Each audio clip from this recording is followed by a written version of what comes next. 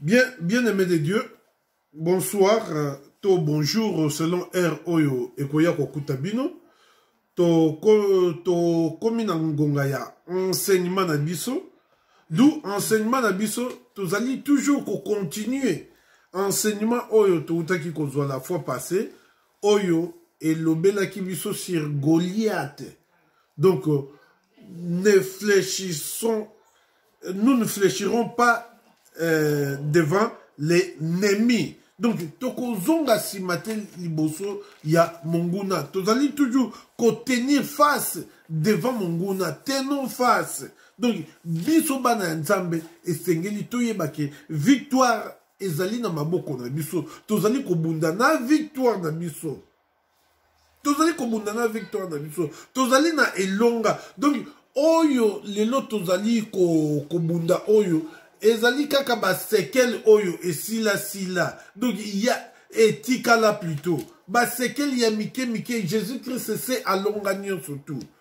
Ce qui Jésus-Christ balonga kayete. Pourquoi pas biso? Nous avons la marque de Christ en nous. Nous sommes ses frères. Nous sommes des imitateurs de Dieu à l'exemple de Christ. Lelo oyo esengeli na biso bana ya nzambe to bosanaka eloko wana te to se souvenaka nango toujours tokotanga na verset 27 na nani 1 Samuel to 1er Samuel chapitre 17 na verset 27 pour notre soukara na verset 26 la fois passée. Mais le lo oyo na lingi tomba na verset 27 pour na toko kako comprendre malamu lisolo oyo ya Goliath na ba fils d'Israël to ba philistin na ba israélite. Na verset 27 les peuples répétant pour na to utaki komona kuna awa nani David na verset 26 ceux qui tokozonga la même version David dit aux hommes qui se trouvaient près de lui que fera-t-on à celui qui tuera ces Philistins et qui ôtera l'opprobre de dessus Israël? Qui est donc ce Philistin? C'est un circoncis qui insulte l'armée du Dieu vivant. Awa, David atuniba kopesa nani na mutu oyo akoboma Philistin oyo. Pe alobi oyo mutu nini ayebi même nzambe te azali kofinga nzambe. Na verset 27, le peuple répétant les mêmes choses lui dit, c'est ainsi qu'on fera à celui qui les tuera. Donc, batu balobi kaka ndenge oyo roi Saül a prometaki que bakopesa ye bomengo bozui bakopesa ye mwasi et puis libota na ye ekobonga to papa na ye akokoma malamu lelo oyo biso bana nzambe esengeli na biso vraiment toyeba ke na kati na biso il faut tozalaka na conviction, il faut tozalaka na détermination, il faut tozalaka na objectif. Tokoki ko perdre yango te. Awa David na kati na ye azalaki déjà na eloko wana na sentiment wana. Na verset 28, Eliab son frère aîné qu'il avait entendu parler de à ces hommes fit enflammer de colère contre David et il dit, pourquoi es-tu descendu et à qui as-tu laissé ces peu de brebis dans le désert? Awa, Eliab, yaya na ye ya liboso le rayoki David azolo bana batuana alobi, yo na yebi orgueil na yo. Na yebi vraiment oye ko sala nini na yo oye ko sala nini awa na kanda papa mutatinda ki David ayaki na ye mokote batinda ki ye kotina aya kotika biloko.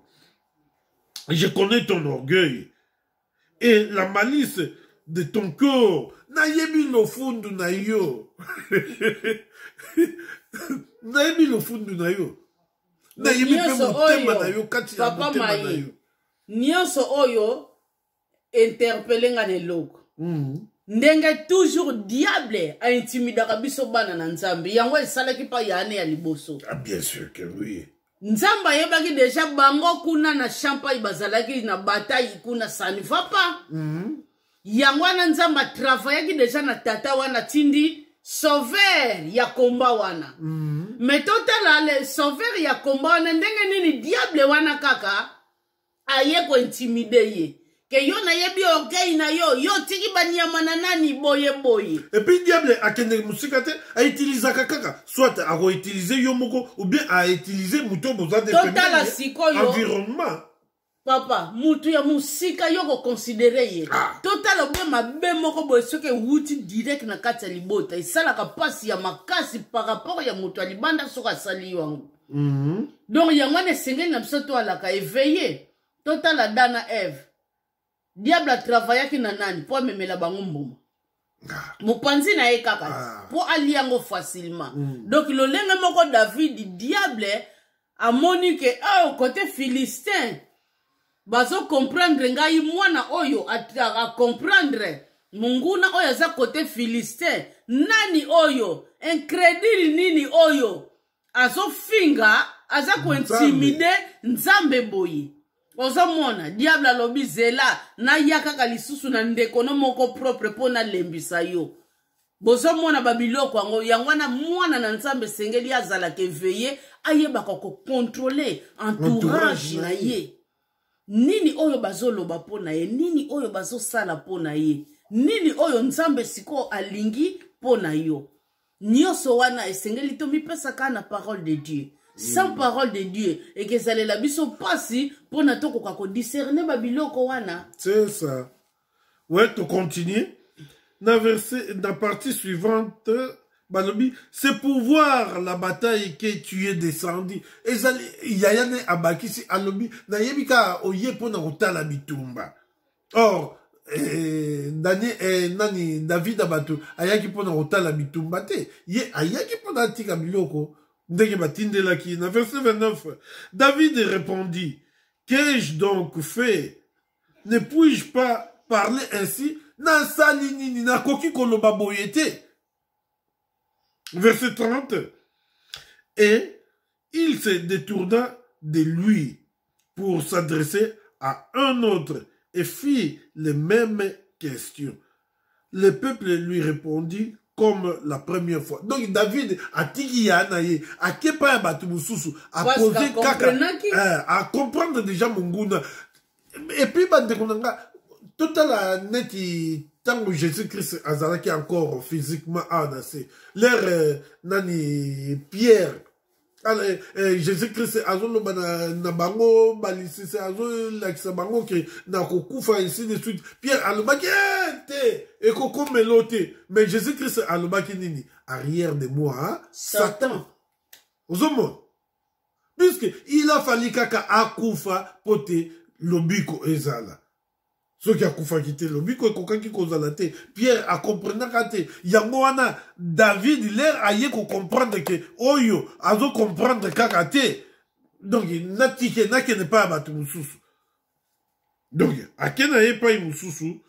Verset 31, lorsqu'on y entendit les paroles prononcées par David, on les répéta devant Saül qui les fit chercher. Donc, l'herbe yoki, maloba David aloba qui est cet incirconcis qui insulte l'armée du Dieu vivant. Donc, déjà, et touché qui batou.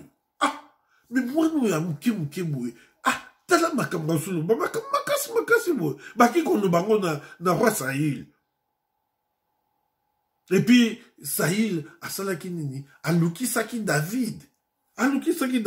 Verset 32, David dit à Saül que personne ne se décourage à cause de ces Philistins. Donc, Azaki na conviction, détermination, courage.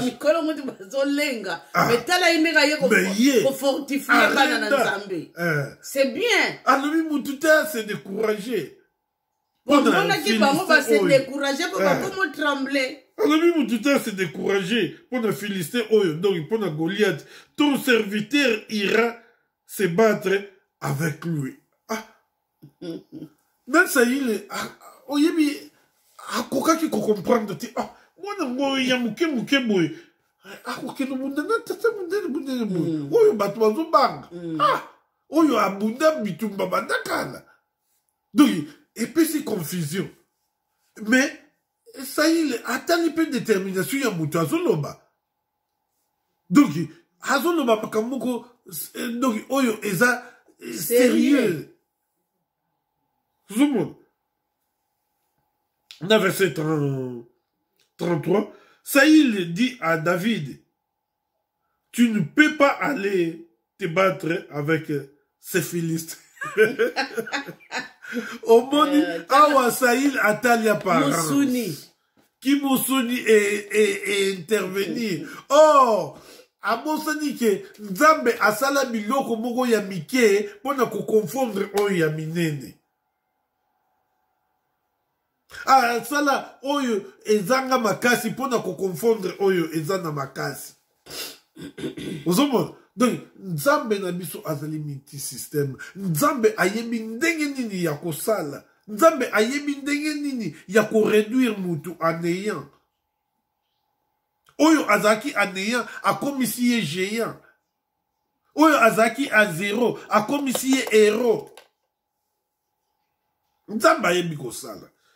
To continuer dans verset 33 wana et puis balobi car tu es un enfant tala Saïl a minimiser les sous que ozali nanu mwana donc azo tala ni kaka apparence le lenge moko diable sala rappel na biso bana na Nzambe mais kita biso kaka to yeba to zali banani po munguna za wana pona ko travail na entourage na biso pona yeba ko minimiser yo. Mais kita yo siko yeba ozala déterminé na oyo Nzambe azoloba na yo kita yo sala déterminé na oyo Nzambe asala kana kati na yo c'est ça pe oyo Nzambe azali kolakisa yo okoki kozala muke libanda mena kati olenda oza costaud oza géant koleka même bakoso géant oyo tomonaka awa na mokili et puis awa balobi. Et il est un homme de guerre dès sa naissance. Azali montona mitumba banda kobota manaye. Banda jeunesse na ye. Abunda kadanze yangwana babata kozonga si. Bazoye bisaye. Ke mutu wala bunda kala. Abunda kala. Mbire na bobi tiana seki. Memi mutu papa maina mukili.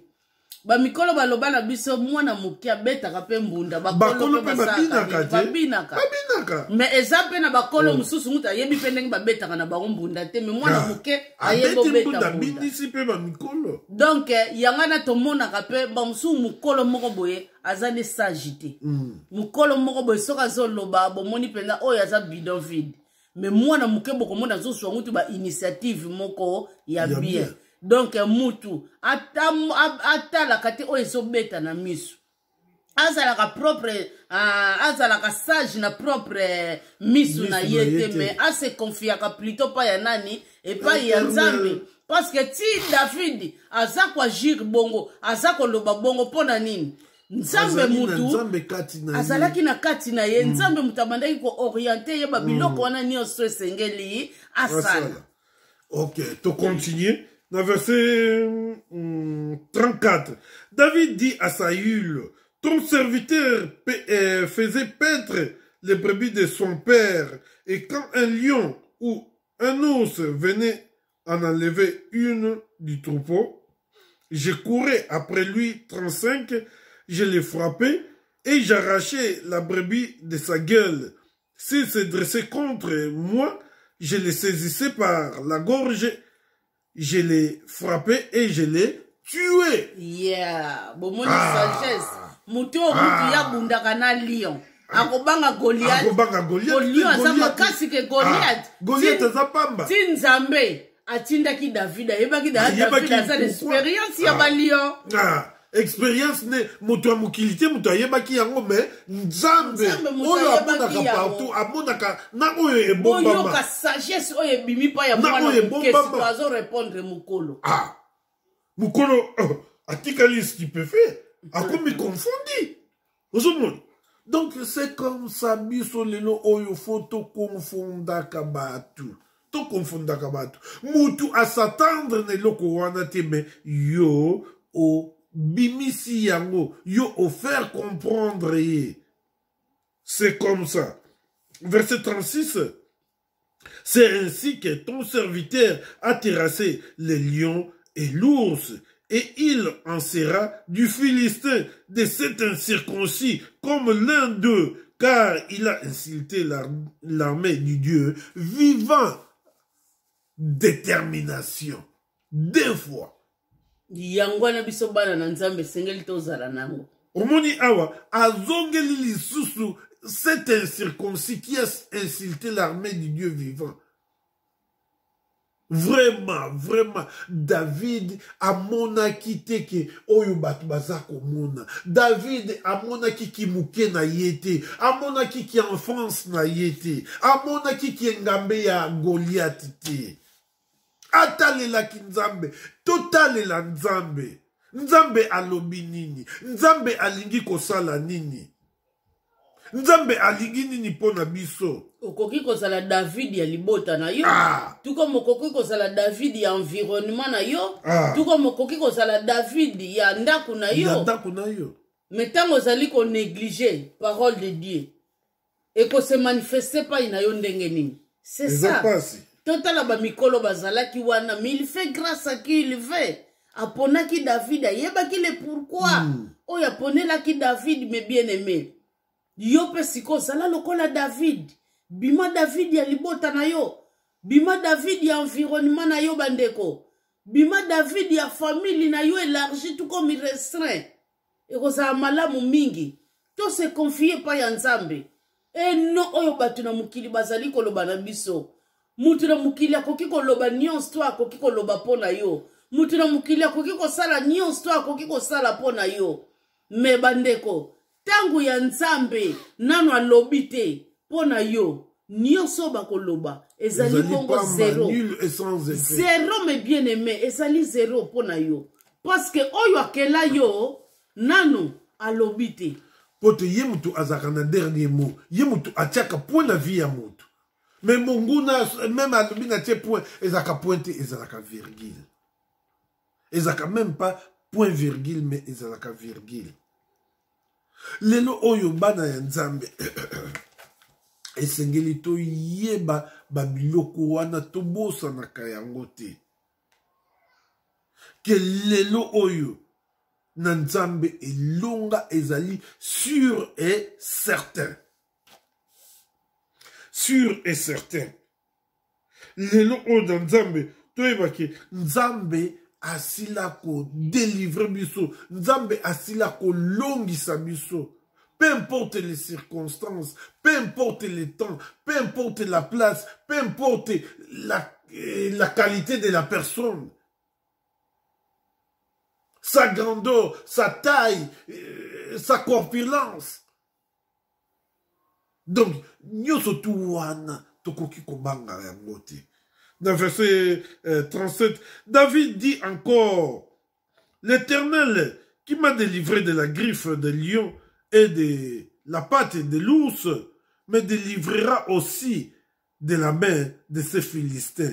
Et Saïl dit à David, va et que l'Éternel soit avec toi. Asa béni. Awa na Saïl yemoko a reconnaître lisusu grandeur ya nzambe, puissance ya nzambe. Akomi penza très persuadé pona ayoki déjà oyo David azali koloba. Détermination ya David. Ke mwana azoloba makamoko eza sérieux. Mwana oyo azana bobangi te mwana mukembo. Vraiment makambo azoloba azui yango wapi? Et wuti wapi? Lenge moko biso bana na nzambe sengeli tozala devant ba situation nyonso.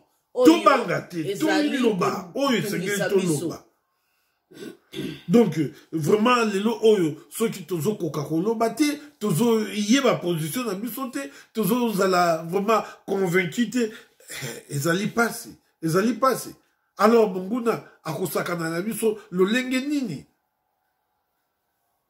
Or Dieu n'est pas là pour blaguer. Dieu, aza ko blaguer na monguna te. To continue, dans verset 38, Saïl fit mettre ses vêtements à David. Il plaça sur sa tête un casque d'airain et les revêtit d'une cuirasse. Balobi que Saïl a pesi bilamba ne pas y a David. A latisier protection. Casque, il y a Erewana, il y a cuirasse. Et plutôt casque, et puis après s'il y a protection wana. Donc, on surtout les armement.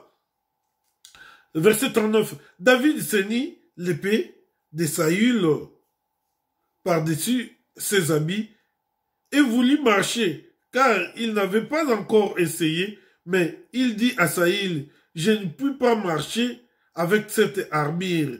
Je n'y suis pas accoutumé. Et il s'en débarrassa.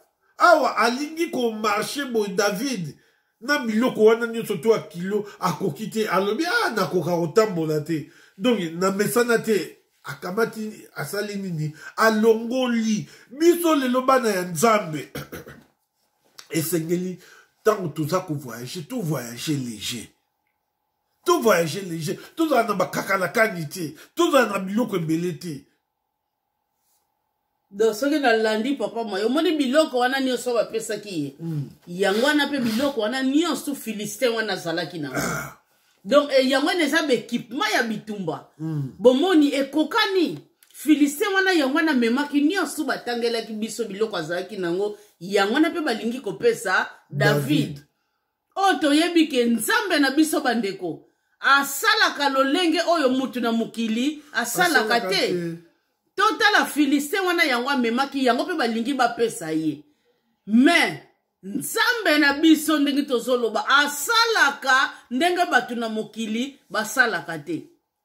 David ayeba ke soki biloko nyonso ezaleli ngai na nzoto, ngai na kopedre komba na ngai. Po naza abitiwe ya komema babiloko ya kilo te na nzoto. Alors asala kinini? A se débarrasser na nyonso po na nini? A voyager léger. Po na nini David asala nyonso wana? David ayebaki nani oyo akoki kobunda azali ko insulter armée ya Nzambe. Ayebaki ke Nzambe ye moko mutu akobunda enoye yazalaki kaka simple instrument. Du ayebaki ke Nzambe akoki kobunda na babiloko wana te. Akomprenaki grandeur ya Nzambe. Bandeko ngai na bino tozala le meme. Foto yeba liloba bandeko. Tokoki kotanga mbala boni to priaka. Me biloko ngo ezali ko atteindre biso. Pona nini tozo yeba te tozali banani? Mbala boni toloba ko nom de Jésus. Mais tozo so pe solution na babakamu na biso te. Pona nini? Ezo wuta na fond cœur na biso te nom de Jésus wana seulement na ba lèvres. Po tozo yeba te na kobanga pe nyonso. Bandeko oya zali ko banga Bible lobi nini? Mais yo zali ko banga zo bebisa ba prière na ye. Tomona yango pe parole de Dieu lobi na biso ce que je crains c'est ce qui m'arrive. Tango yo zali ko banga bandeko. Nyonso yo zo bangi ke yela yo, mais ozo prier na ko banga na kati ya motema. Bandeko, to landa exemple ya David. Oya monaki grandeur ya Nzambe na ye. Oya yebaki ke ngai na zaka ka instrument. Mais Nzambe wana yende mutu akobunda po na biso. A se débakase na nyonso bandeko, a voyager léger. Bongo tokotala suite. Ndenge ndeko na biso mai azali ko décortiquer biso enseignement oyo ekozala malamu mingi. Omoni bandeko nangai awa selon Saül. Donc pona kaka David alonga etumba, il a fallu alata ndenge Goliath alata ki. Nos pensées ne sont pas les pensées de Dieu. Les pensées de Dieu sont élevées au-dessus de nos pensées. Donc, toyeba ke oyo biso tozali kokanisa yango te Nzambe azali kokanisa. Nzambe akanisaka koleka biso. mayele ya nzambe ezali munene to mulai koleka biso lelo soki totali awa nzambe a confondre mutu nyonso tu et surtout quand ya philistin ya bafilistin ke mutu yango alatini kaka biloko moko ya nzangala oyo babundaka nango te me mutu yango azoya bitumba mutu yango mpe mwana moke lisusu mais peti oyo les gens toyebake bakominimize na bango biso peti oyo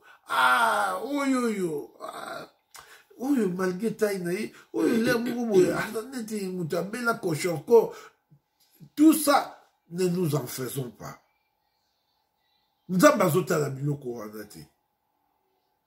Nzambe azotala combien tozo mettre ye en première position, combien tozali ko mettre ye à l'épreuve, combien tozali ko tikele temps à sala. Na verset 40, il prit en main son bâton, donc azui dans baboko na ye nzete, choisit dans les torrents 5 pierres polies et il les mit dans sa gibecière de berger et dans sa poche. Awa azui mabanga mitano atie yango na sakoshi na ye pe atie mususu na poche na ye balobi boye, puis s'affronte à la main, il s'avança contre les Philistins. Balobi ke azui front na ye atie na maboko a s'avancer contre les Philistins. Awa front ezali arme moko ya je ezali consistant en une pièce souple. Donc eza arme moko ezali souple, ezali protection. Arme moko protective, ezali ko protéger.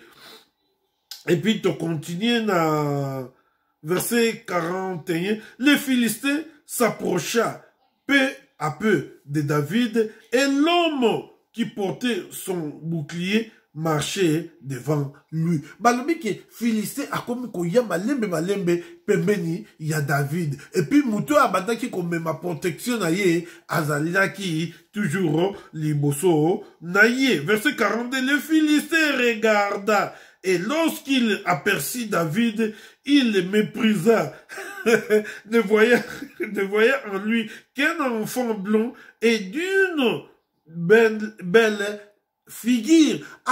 Philistin atali David alobi oyo kinzieni pa boyo mwana muke na fina boye. Donc alobi mwana kitoko boye azablo et puis elongi kitoko boye mwana mpena muta lingi ko ya komeka musapi na muzindo. Monguna toujours ako minimiser biso. Monguna ako finga ako pesa ba qualificatif nyonso tout. Biso totala wana te. Totala wana te. Ako munguna ako minimiser même âge na yo. Mais Dieu aza kotala ba âge wana te. Et puis eloko esengeli tobosana te. Nzambe alobe biso na parole na ye que c'est pas l'âge qui procure la sagesse. Na oyo nyonso tout David a lobi awa, c'est la sagesse de Dieu. Mayele ya Nzambe. To continue. Dans verset 43. Les Philistins dit à David, suis-je un chien pour que tu viennes à moi avec des bâtons? Et après l'avoir maudit par ses dieux. Alors, est-ce que n'a commis mboa oyela ngana banzete? Et puis si manayango a maudire ye na banzambe ne wana mike. Monguna ako soi-disant ba kilti na bango diabolique bakosala makambo na bango ba hotel na bango bako bâtir bako lobo esengeli baloba. Cela ne t'importe pas. Totale la kaka nzambe. Tale la kaka nzambe. Ye mo pesi na nyonso tu. Ye mo sali na nyonso tu. Même monguna wana. Azali ekelamu ya nzambe. Mais nzambe nani akela ye. Nzambe azala avant même mokili ezala mokili. Azali lelo pe akozala kakaka. Azalaka liboso. Dans verset 44, il ajouta, viens vers moi et je donnerai ta chair aux oiseaux du ciel et aux bêtes des champs. David alobi yaka pa inanga na kopesa nzoto na yo na bandeke ya likolo pe na banyama ya bilanga. Et awa Philistin mutu azoloba pe na banyama ya bilanga. David dit aux Philistins, David siko alobi, tu marches contre moi avec l'épée. Ozo ya pai nanga to kobunda nangai na épée. La lance et les javelots. Ozo ya na ba lance ba javelot nyoso tuwana toyoka. Et moi, je marche contre toi au nom de l'Éternel des armées, du Dieu des armées, de l'armée d'Israël que tu as insulté. Nga nazako ya contre yo, nazako ya kobunda na yo na kombo ya Nzambe. Nzambe oyo ya Israël yo ofingaki. Ozomona. Lelo oyo. Soki tozali kobunda na bango na biso, tozali ko résister. Tokobunda na bango na kombo ya Nzambe. Nzambe oyo ya Mai. Nzambe oyo ya Anne. Nzambe oyo ya Songolo Pakala. Eloko na sepe lango lisusu, malgré Philistin wana a intimidé toujours David. Alobi na kozwa nzoto na yo wana, na kobomango lea na kobomango, na kopesa ngo mutu na bandeke. Bandeke basakane lango basala nango eloko balingi. Mais malgré l'intimidation na yo wana bandeko, David e bangisaki yete. David s'en foutait de tout ça. E bangisaki yete bo yoki oyo David asilaki koloba na Philistin wana. Alobi na ye yo sakane laki l'armée du Dieu vivant. Bandeko, biso sengeli to telema na kombo ya Nzambe oya kela biso. Tokoki ko se laisser faire te monguna aya ko sakane la kabana Nzambe. Kombo ya Nzambe fingi samaka pona biso batuto ali ko sambela ye. To yeba kabandeko David soka telema ki bongo. David bakoka ki ko intimidé te parce que azalaki na confiance ya Nzambe na ye. Ayeba ki azali nani. Lolenge moko ngai na bino esengeli to yeba ka tozali banani pe Nzambe azali ko sala nini pona biso bana na ye. Lelo oyo vraiment ndenge kaka mama an aoti koloba. To yeba yango, to bosa na kate, liloba oyo ezala toujours kati na biso. Liloba oyo ebongo la biso. Bipai oyo tozalaki ya kotengama. Bipai oyo to yeba kite ndenge nini ya kotambolela. Tokoka kotambola. Lokola David atambolaki. Awa alobike nazali ko marcher contre yo. Na kombo ya Nzambe. Nzambe oyo ya Israël. Nzambe oyo yo ofingaki. Lelo oyo batu bakofinga kombo ya Nzambe. Biso toko tambola contre bango. Na kombo ya Nzambe wana. Toko tambola contre bango au nom de Jésus-Christ. Parce que lelo oyo tozali lolenge bango bazali te. Tozali lolenge ya bato ya mokili te. Tozali différent. To continue nano. Verset 46. Aujourd'hui, l'Éternel te livrera entre mes mains. Awa David abanga kite. Azonga kisima te. Alobi lelo oyo. Nzambe ako livre yo na maboko na ngai. vraiment assurance il y a makasi kamo mwana moko amuke azoloba na mutu ambinga et puis yebe azo défier biso pe photo défier aka c'est ça ezati ke bazo défier biso ovandi ka boy mwana malamu te faut qu'on défier monguna jamais okokokate tomonaki badefi ya Philistin ezalaki kotremblese foule kote ya bana na nzambe kote ya baisraélien babandaki kotremble mais totala David mwana ya mokengu azolenga te ye pa azolengisa Philistin ye pa azozongisa kaka oyo Philistin azosala azozongisa bandeko azotremble te donc enseignement oyo en tout cas naza beni makasi eza exemple oyo biso pe esengeli tolanda et ça m'a très bien. Vraiment.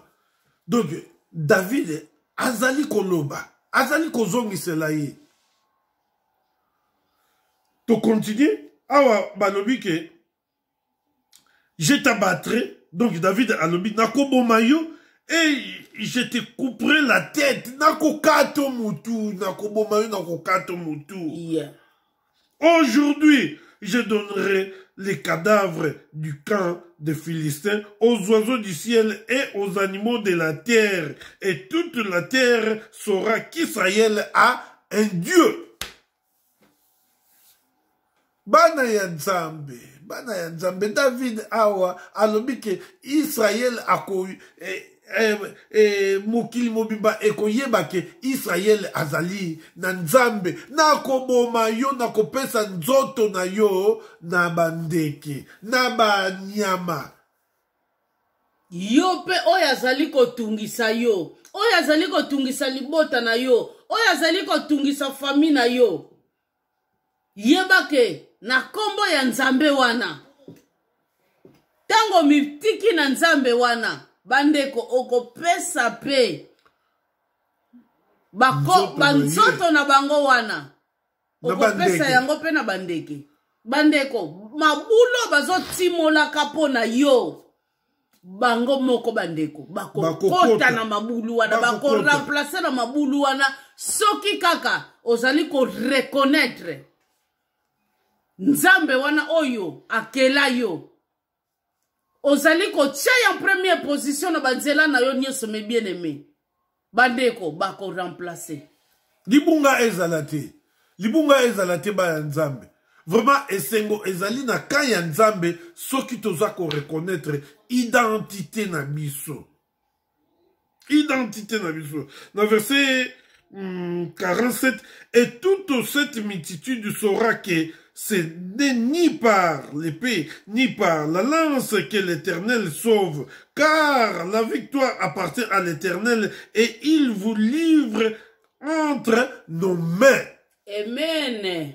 Nzambe azako sauver te na ba arme, na ba lance te, na ba mbongo te, na ba nini te. Mais Nzambe azali ko sauver pote azali Nzambe. Victoire ezali na maboko ya Nzambe. Lelo oyo na kombo ya Nzambe. No nom de Jésus-Christ, nous triomphons du monde. La victoire qui triomphe du monde, c'est notre foi. C'est notre détermination. Tous à la déterminer. Tous à la kondima. Lelo oyo. Toyebake banguna na biso tokoki teke to Nzambe limbisa bango pardon to sengela bango pardon lelo oyo esengeli na biso tokoka banguna na biso tango ba lancer défi donc biso peut to lancer tango alobi ke nakobomo ngape nakoboma yo pote nazali mwana Nzambe ako livrer yo ngai. Yo po minimiser na ba kindoki na bino mike. To bakisi na bino mike. C'est comme ça. To continuer. Balobi 48. Aussitôt, les Philistins se mit en mouvement pour marcher au devant de David. David courut sur les champs de bataille à la rencontre du Philistin. David a zongi simate. Tango amoni Philistin azoya vers yepe akembango. Po te bakoka kokutana na katikati. À faire face. À faire face. Lelo oyo biso bana nzambe to faire face.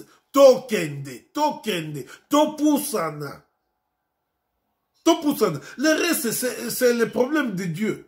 David atalaki le reste c'était. Pour te ayeba kiki, oh mususu, et ça problème, il y a Nzambe. Nzambe mutu, akosala, ba mystère na ye. Na verset 49, il mit plutôt à la main dans sa il mit la main dans sa gibecière, il prit une pierre et la lança avec sa fronde. Azui le moko na ye a kotisi na sac na ye et puis azui lance libanga moko pe a beti yango na fronde na ye wana. Et puis balobi nini, et la pierre s'enfonça dans le front du Philistin qui tomba le visage contre terre. Abeta kiboni kaka moko. Libanga moko. Philistin asalaki nini oyo muto abunda kala, muto makasi engambe, géant. Asali nini akwei. Libanga ekota ki penza ese fonse donc ekoti nelongo. Na mbuntu. Lelo oyo biso tokende. Nzambe akokwesa banguna na biso. Libanga ane ekotaki Goliath na mbuntu ekokota banguna na biso. Pona nini biso banguna kaka babetaka biso masasi ya kindoki. Biso fo tobeta bango. Tobeta bango. Masasi ya bunzambe. Tokoki teke limbisa bango tika banguna na ngai bazala wana bamona nini na ngai te. Awa prière David alobaki ndenge wana te. Se metaki à l'œuvre et puis vraiment kokaki et salimaki. Verset 50. Ainsi, avec une fronde et une pierre, David fit plus fort que les Philistins. Il les terrassa et lui ôta la vie sans avoir l'épée à la main. Balobike na libanga moko kaka na fronde. David asukisaki engambe Goliath. Asukisaki bande konangai na losambo kaka tokosukisa munguna. A hauteur évident akufaki mbali. Akufaki. Nazalaki lisuna bomoi te. Alongoli ye bomoi. Donc, azalaki ne loko mususu te ke o ba arme soki ya ndenge nini bazooka to ba blindé to je ne sais pas ba hélicoptère to ba avion de chasse ba navire de guerre. Non, biso le loba na nzambe foto yebake arme na biso makasi ezali bongo. Le Sambo 51, il courut, s'arrêta près du Philistin, se saisit de son épée. Alors, awa ayembangu David ayembangu a telemi pembeni ya Philistin azui épée na ye qu'il tira du fourreau, le tua et lui coupa la tête. Abendi yango nanini wana na bakoshi na bango wana sakoshi wana oyo ezalaka bepe yango ale akati ye mutu engambe Goliath asali nini asili akufi kenediaka wa mvimbako azali susu vivante. Et puis balobi les Philistins voient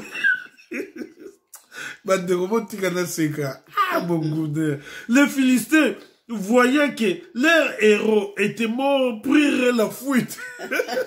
C'est comme papa nalobi papa mais ba respecter ki pe maloba na bango te. Bango baloba ki awa Philistin wana lobaki Goliath ko nani Philistin. Papa ba ke no kwa ba. Mais bango il fallait ba to sa maloba bango balobi ke soki bino bokanye biso tokokoma baumbu pai na bino me fale batika pe bazala baumbu ya bamininga ko bakanye bango bakimi bandeko wana ezalaki entre parenthèses soki David akomaki au point où alonga bitumba wana pona nini azalaki na confiance na Nzambe na ye. Bien sûr. Libanga wana oye ebomaki.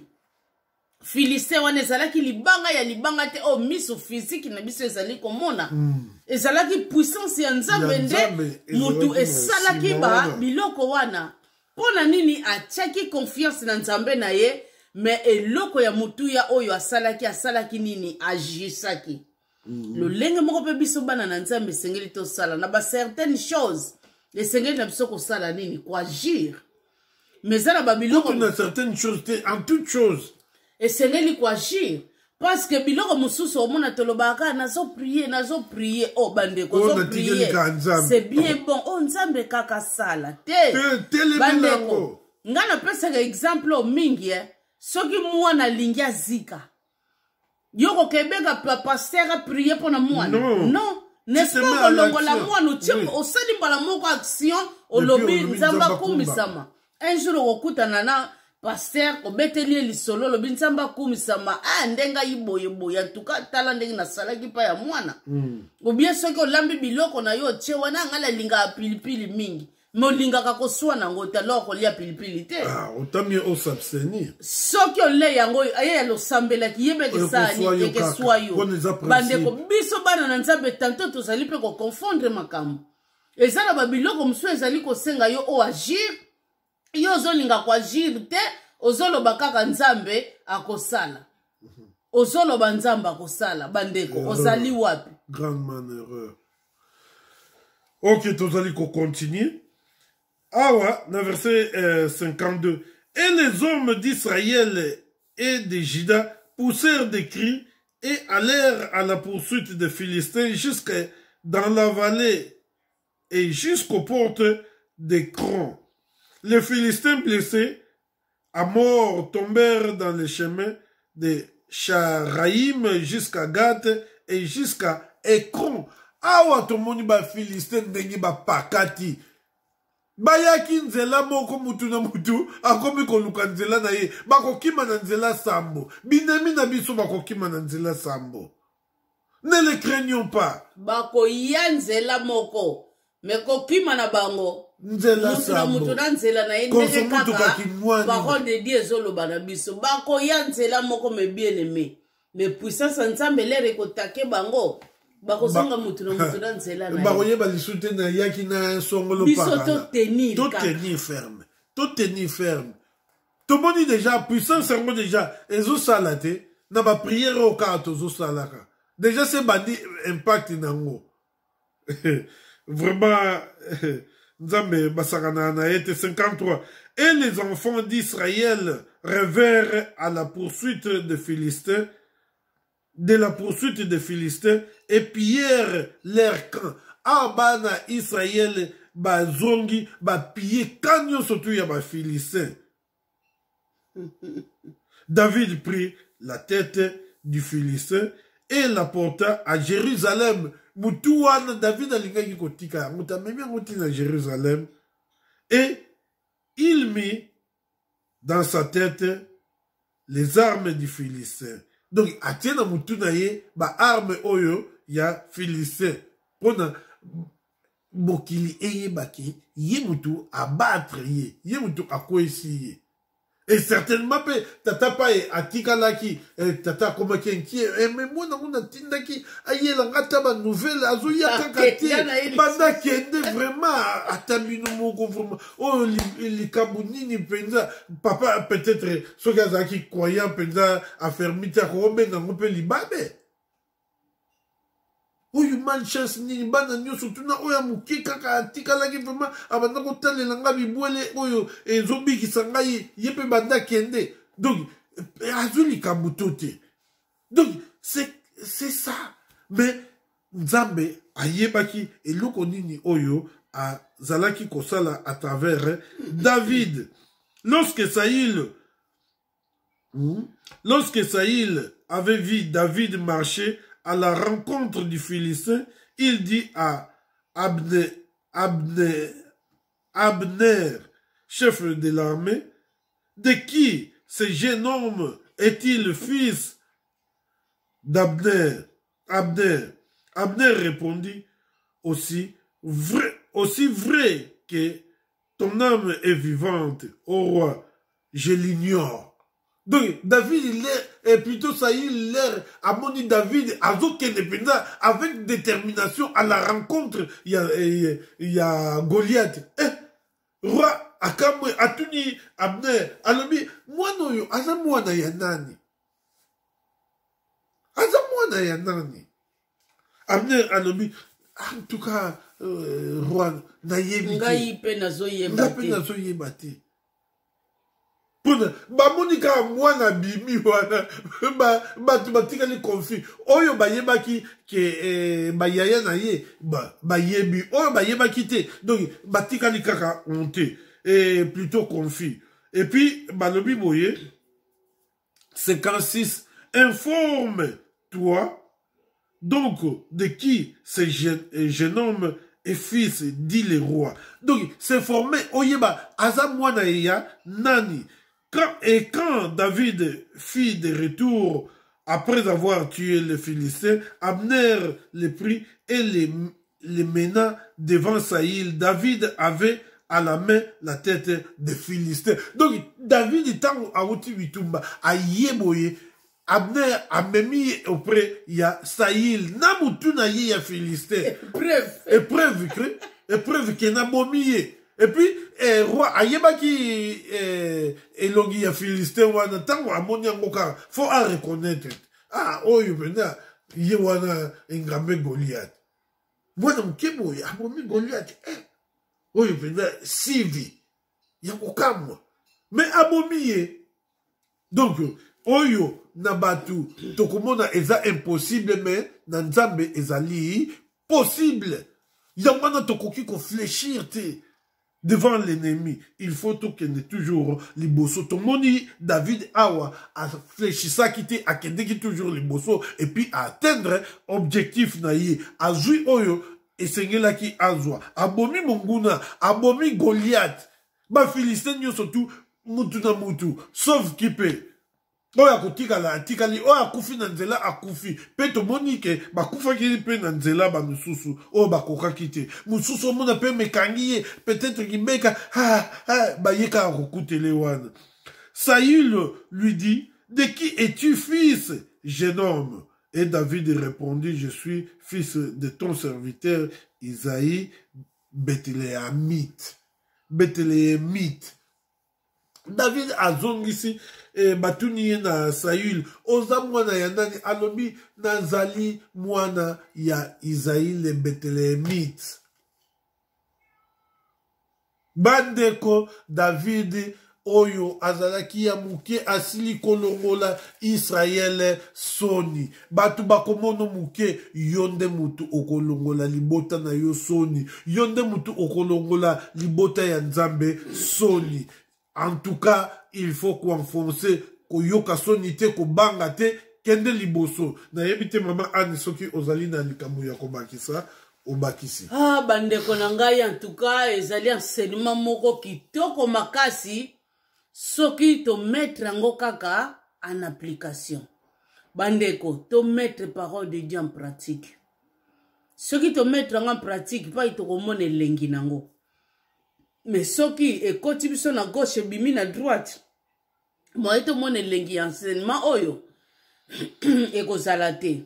Bandeko, zala David ya libota na yo, zala David ya vie na yo, zala David ya famille na yo élargi tout comme il restreint.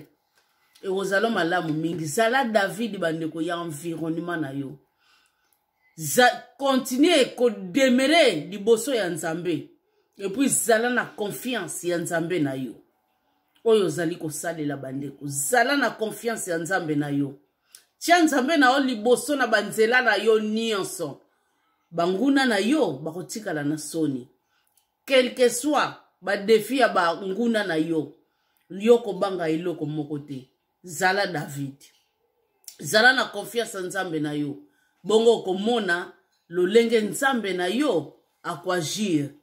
Total exemple bandeko ya ba Philistin bayaki bango nyonso nzela moko mena kozonga bandeko bazongaki nzela moko te ezalaki mutu na lolenge na ye bandeko ndenge ka parole de Dieu lobi ekosakomplir na kati na bomoi na yo certainement ekosakomplir bakoya nzela moko me bakozonga bakopakata mutu na nzela na ye lolenge moko ekosalamela biso bandeko na ngai na likambo nyonso tu esengeli na biso to agisaka toyebake kokroire eza verbe mais osenga nini action bandeko verbe ya verbe esalaka eloko te mais osenga action me bien aimé mais ntango yo ozali kosala action te vraiment kozala pasi mingi mpo na yo bandeko na ngai enseignement oyo ngai mama Ana nazwi part na ngai en tout cas banda tobandaki nango ni bandeli